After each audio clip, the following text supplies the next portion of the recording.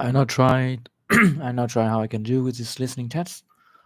It's the first test in the volume one of the the volume series. The Vietnamese people call it the five volumes. They are part. These volumes are part of the forecast of the IELTS forecast. Anyway, it just to me it's just a listening test, a practice test. Let's see how I can do it. Let's see how well I handle this.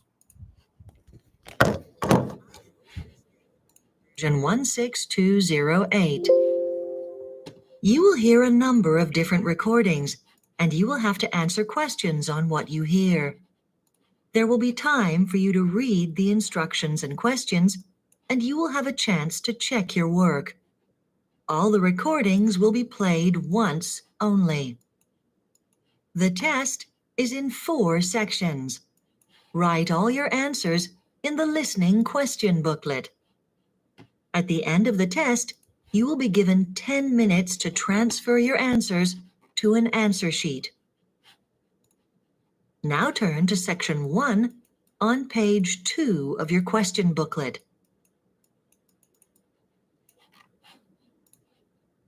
Section 1. You will hear a man phoning to ask about a festival in a town called Beachin. First, you have some time to look at questions 1 to 6 on page 2.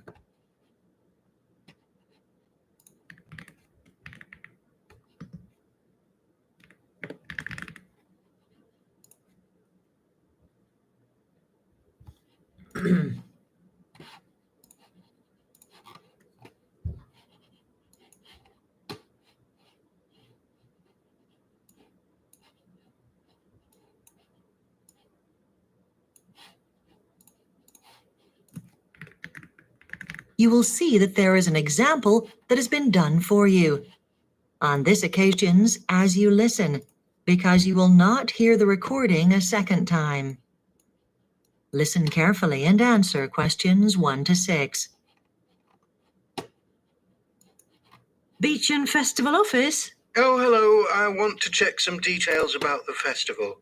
I know tickets are running out fast, and I haven't got access to the internet at present. My computer's down. Okay. Well, the first activity is on June the 19th at 7 p.m, and it's a concert with local musicians performing. Oh, lovely. Is it in the theatre, like last year? Yes, that's right. And for the next activity, on the 20th, the time's changed. Is that the tour? Yes. Now, it does say on the tickets that it's a 3:40 start, but that's an error. There wasn't time to update them, unfortunately, so it should say 4:30 instead. The correct time is on the website, though. Oh, right. Because one of my friends wants to go on that, to see Beachin with an expert and find out about the town and its history. Does she need to get a ticket in advance? No, just turn up at the station where the guide will be waiting. They'll start from there, and I think the plan is to stop for a break in the park. And there's no charge for the tour. And the tour will finish with a visit to the 16th century mill where they used to make flour. It's recently been restored. Fine. And then on the 21st, there's an all-day event for children. Oh, that could be good for my visitors. They're bringing theirs, you see. Right. Well, the plan was to have a painting competition for the kids, but it's now going to be cooking instead. And there'll be prizes for all the different age groups. Oh, great. And it's in Beachin Community Centre. Oh, yes, I know where that is. They don't need to bring any ingredients, but they'll need to have a plate to put whatever they've made on so they can display it and then take it home. Sounds good. And are they going ahead with the fireworks in the evening, or is that cancelled? There was an article in the paper after last year's display which suggested it might not be happening again. That's right. No, that's still on. It's getting more popular each year, and having it in the town square was starting to be a bit difficult because of the numbers, which is why it's next to the river this time. It'll be easy for large numbers of people to get to. Yes, of course. I'm sure there's lots to look forward to. Before you hear the rest of the conversation, you have some time to look at questions 7 to 10 on page 2.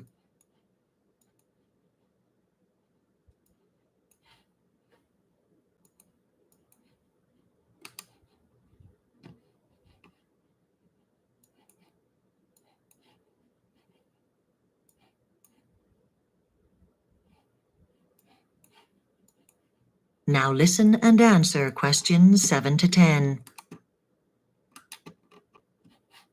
Okay, now I just want to check how it's going to impact on me as a local resident. I mean, some people last year thought it was too noisy at night. Yes, I know. And that's why this year, evening events won't go on beyond 11:15. I know previously some activities lasted until 11:45. And the new time applies now to all the events, every evening. Okay. And another change, perhaps you know about this already, is that because of high visitor numbers, parking in the town centre isn't going to be allowed. It'll be outside town.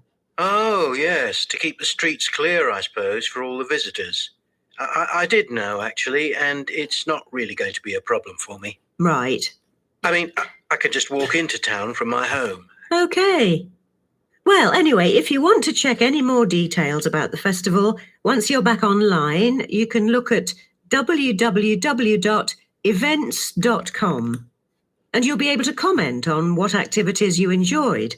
And what would really help the organisers would be if people could use the website to give feedback about what they enjoyed and that kind of thing.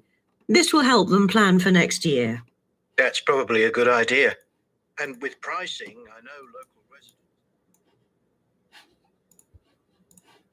That is the end of section 1. You now have half a minute to check your answers.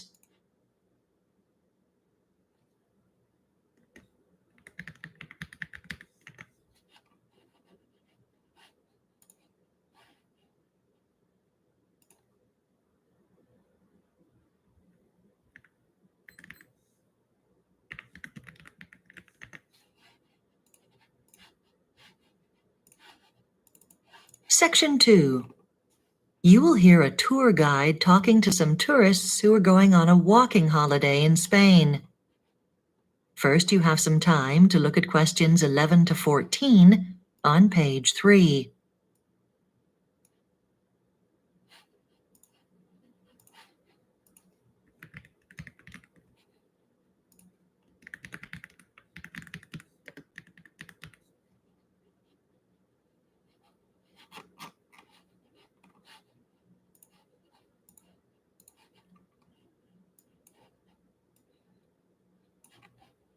Now listen carefully and answer questions 11 to 14. Well, good evening, everyone. My name's Gary Payne, and I'll be the leader for your walking holiday in Spain. And the purpose of this evening's meeting is for us all to get to know each other in advance and for you to ask any questions you may have about the holiday. So I'll begin by telling you a little bit about what to expect. Now, the ferry crossing from England to Santander in Spain takes about 24 hours. We'll be sailing on the Prince Regent, which was first launched in the 1980s. As well as the crew of 160, it can accommodate about 2,000 people and 600 cars. And it sails at an average speed of 37 kilometers an hour. There'll be an onboard map on one of the decks, which charts the ship's progress during the voyage. Although our minibus will be on one of the vehicle decks in the boat, access to these decks is prohibited during the crossing, so when you leave our bus, you'll have to take everything that you're likely to need with you, like toiletries or books and magazines. In fact, it's probably a good idea to put these things in a separate bag beforehand. You shouldn't need snacks on board as meals are provided, and they're quite substantial. And if you don't feel well or get a headache, you can get tablets from me. I always carry an adequate supply. Now, once we're in Spain, we'll be based at a hostel in a small village called La Vega de Libana, about 120 kilometers from Santander. It's a very picturesque area that's retained a lot of its traditional industry and culture. The hostel accommodation's fairly simple. There are bunk beds, and each room holds 4 to 8 people. But the bathrooms and showers are of a high standard. The hostel residents have the use of tennis courts nearby, if you feel like a game. We'll be given breakfast and an evening meal at the hostel. In general, the hostel is relaxed, but there are a few rules which the owners enforce strictly. Smoking is not allowed anywhere inside the building, and food and drink is banned in the dormitories. Any chairs or tables which you take outside into the gardens must be returned every evening to their original place. And finally, the doors are locked after midnight out of consideration for other guests who are trying to sleep. Before you hear the rest of the talk, you have some time to look at questions 15 to 20 on page 4.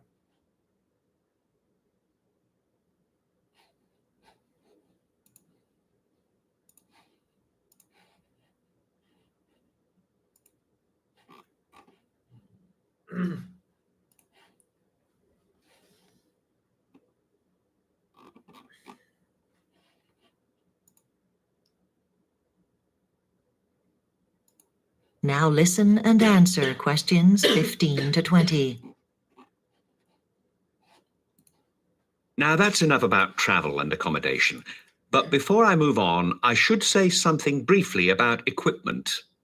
There's a list in the guidebook you've been sent, but I'll just elaborate on 1 or 2 items. First, boots. Make sure that the ones you bring have thick soles. That's the most important thing. Don't bring trainers for walking in. Apart from anything else, they're dangerous because they slip. It's important to bring spare socks. Then, about waterproofs. I'd strongly advise you not to come with anything heavy, with a thick lining. The ideal things are those lightweight ones because they fold up small, and although they do keep the wind out, they don't make you too hot. Right? Next, sun cream. This is absolutely essential.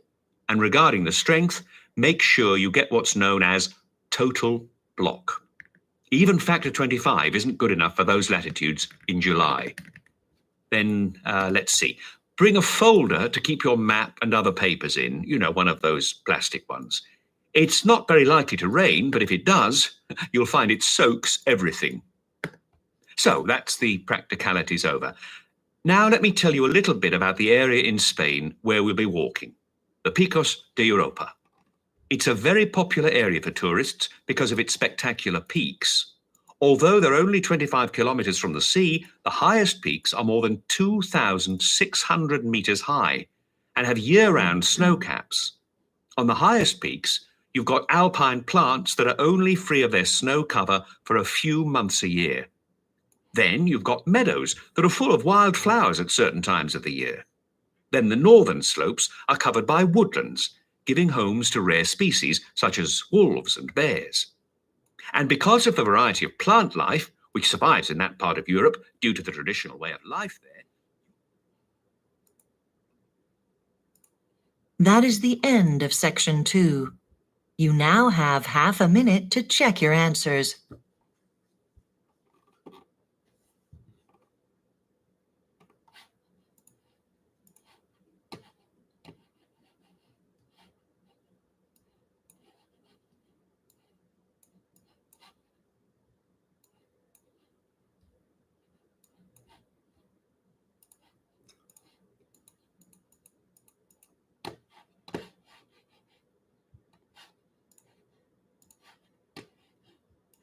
Now turn to section 3 on page 5. Section 3. You will hear 2 students called Sally and Steve discussing Sally's project on peer assessment, a system where students mark each other's work. First, you have some time to look at questions 21 to 24 on page 5.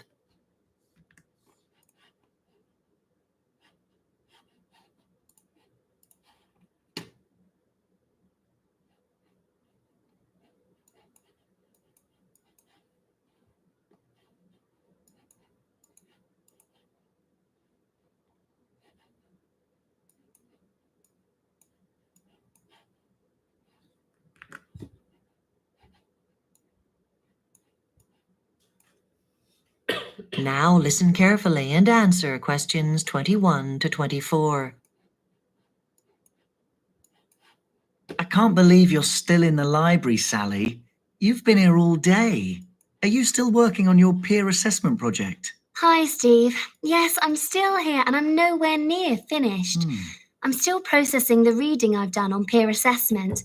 I'm interested to see if students marking each other's work is beneficial. I know a lot of the other students are pretty skeptical about its value as a way of assessing their performance. They think the tutors are in favour of it because they don't have to spend so long marking. But I disagree. I think we can learn a great deal from it. Yes.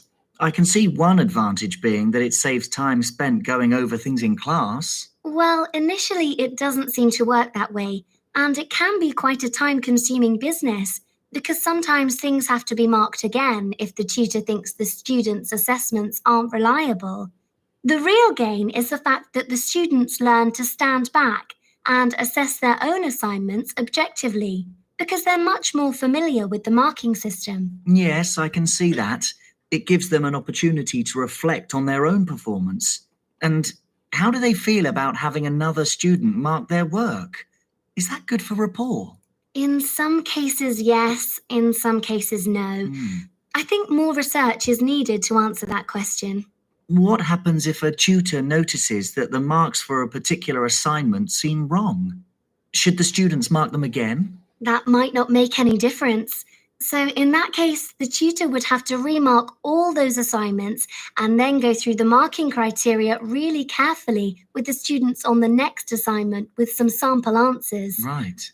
I've been reading about a research project on peer assessment. The researchers invited a group of students from 2 different universities to attend a one-day conference. They also invited some university lecturers to attend. Each student gave a short presentation on a project of their choice. Each of these presentations was assessed individually by all the participants, both students and lecturers. To support their marking, they used a set of assessment guidelines that had been prepared the day before by a random selection of students.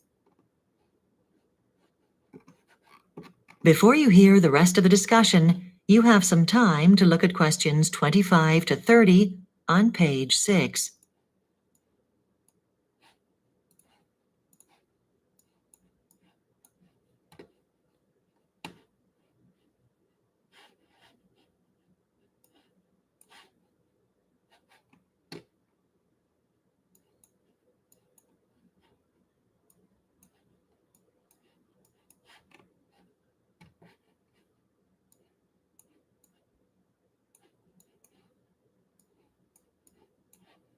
Now listen and answer questions 25 to 30. So, were the student markers reliable?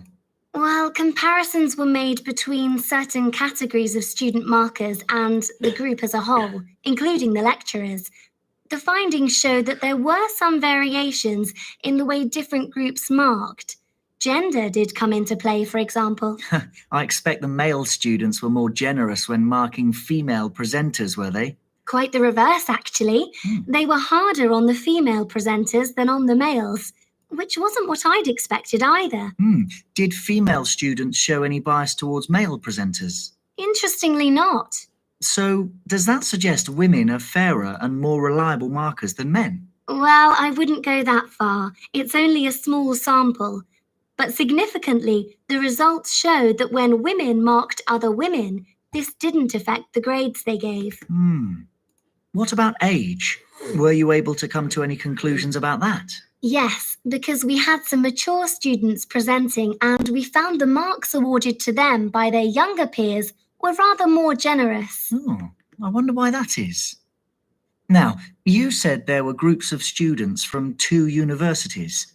Did they tend to favour students making presentations from their own universities? It didn't seem to influence marking one way or the other, which is quite encouraging. We'd been interested to see if students' personal relationships affected their objectivity.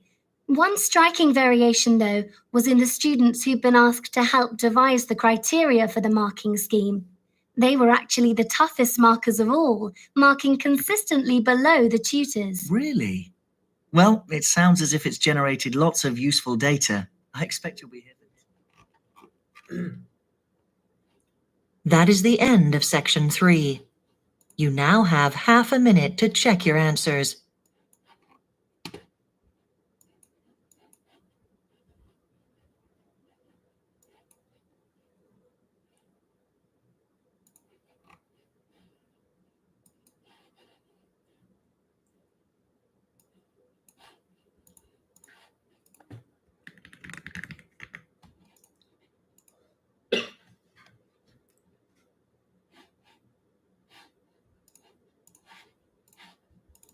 Section 4.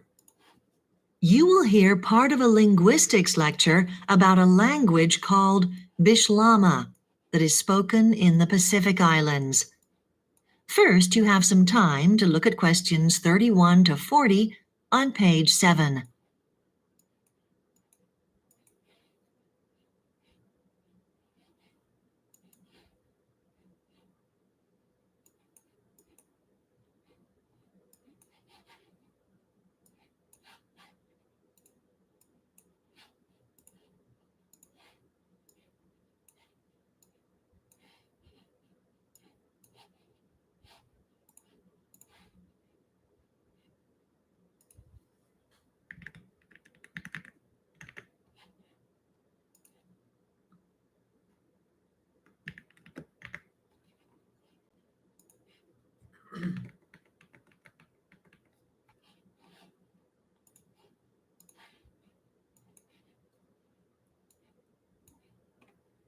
Now listen carefully and answer questions 31 to 40.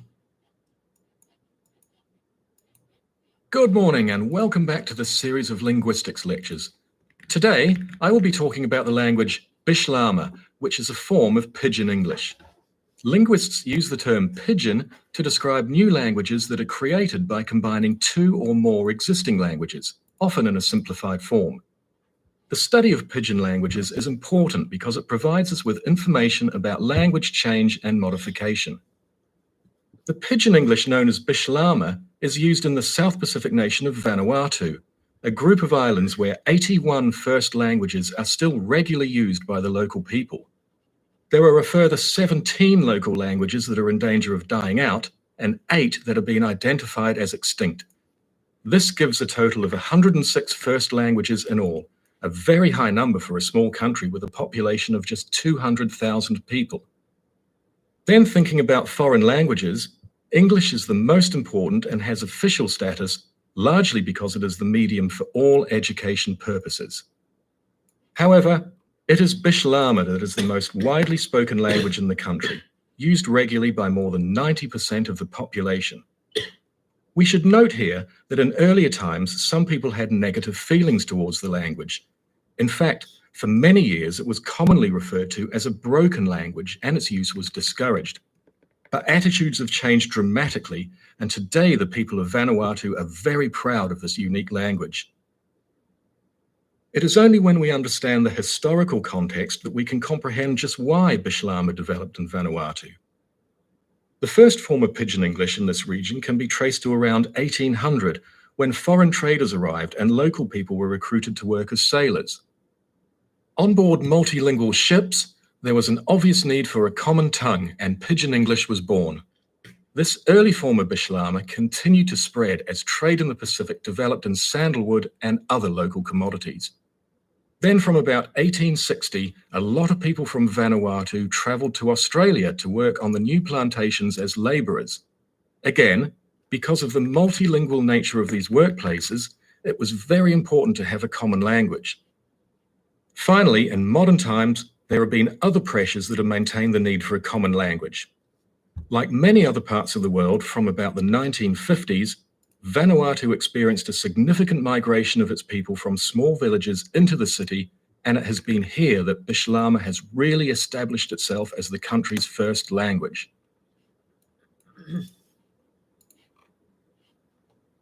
So then, how can we describe the language itself? In general terms, pidgin languages can be defined as extremely simple versions of the original language. However, this is not a satisfactory definition in this case, and linguists prefer to describe Bislama as a developed pidgin because it has more rules and ideas than most simple pidgin languages found in other parts of the world. Let's think first about the vocabulary. Because Britain was the colonial power, the majority of Bislama's vocabulary is derived from English. However, some care needs to be taken here. For example, the word from in Bislama can also mean because of. So we need to be aware that words can have a wider range of meanings in Bislama. Indeed, there are numerous other potentially misleading terms, and English is not the only contributor to the vocabulary. Again, because of the region's history, there are some words, around 5 to 10%, that are derived from French. Then, a relatively small number of words have been taken from local Pacific languages. Usually, this is the case where there is no English equivalent for naturally occurring phenomena or to describe some aspect of the culture that is unique to the country. Finally, a word about grammar. Although the vocabulary is based largely on English, it's important to note that the grammatical structure of Bislama is derived from patterns common in the local languages of Vanuatu. So, for example, there are two distinct pronouns meaning we. One means I and you, and another means I and some others, but not you. Sounds confusing in English, but in the local languages, such distinctions are common. A different example concerns the word long. It is almost the only preposition in Bislama and may be used in place of a whole range of English words such as at, to, with, on, in, and so on. Well, that is the end of the formal part of the lecture. If you have any questions now, I'll be most happy to. That is the end of section 4. You now have half a minute to check your answers.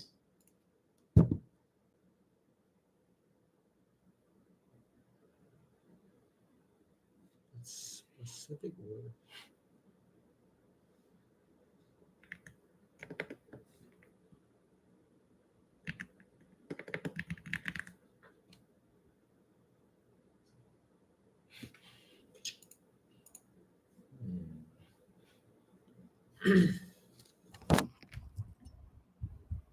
That is the end of the listening test. You now have 10 minutes to transfer your answers to the listening answer sheet. I miss this. I have to guess it. Culture or community. Okay, let's leave it. Culture. Let's see.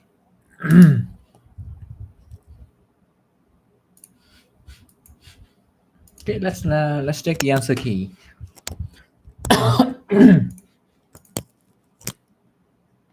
Right, let's take the answer key.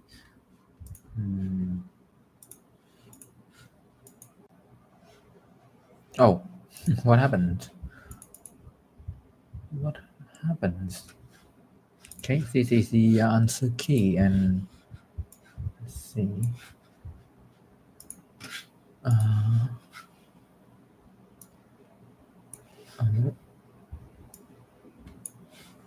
Right. Theater. 4:30. Station. Cooking plate. River. Okay. Vans. 10 out of 10. Easy part 1. Let's see. Let's see how I've done in part 2. 2000, right. B, reading material, right. 13. I think I missed this. I recall hearing something along the line of behind standards. Actually, now I'm not quite sure. Was that behind? Let's listen to that again. Section 2. Industry and culture, just because they slip. It's important to bring spare socks Oh no. beforehand. You shouldn't need snacks on board as meals are provided. We'll be based at a hostel in a small village called La Vega de Libana, about 120 kilometres from Santander. It's a very picturesque area that's retained a lot of its traditional industry and culture. The hostel accommodation's fairly simple. There are bunk beds, and each room holds 4 to 8 people. Okay, so not C, clearly. But the bathrooms and showers are of a high standard. Oh, not behind. Up a high standard. High standard. What a silly mistake. Well, let's see if I can. The hostel residents have the use of tennis courts nearby, if you feel like a game. We'll be given All right, not a game room. It's just a place for a game, and it's outside the hostel. Right. So, okay. So A. Hopefully I didn't get anything wrong outside of these. Besides these, 14. B. Right. Socks. Total block. Plastic. Okay. A. F. Okay. G. What G? Right. It should be A, E, and F. Okay, A, E, and F. The tricky part here is to distinguish the term vegetation and wildlife. So wildlife should consist of both vegetation and animals, but as they are put in two terms here, as I understand, vegetation should include plants and trees, and wildlife should include only animals. Actually, because B, C, and D shouldn't be right. So yes, it can only be interpreted as wildlife here should only be interpreted as animals only. So that leaves E and F. Okay, so 9 out of 10. Not quite what I expected. I expected I get everything right in part 1 and part 2, because that would leave me less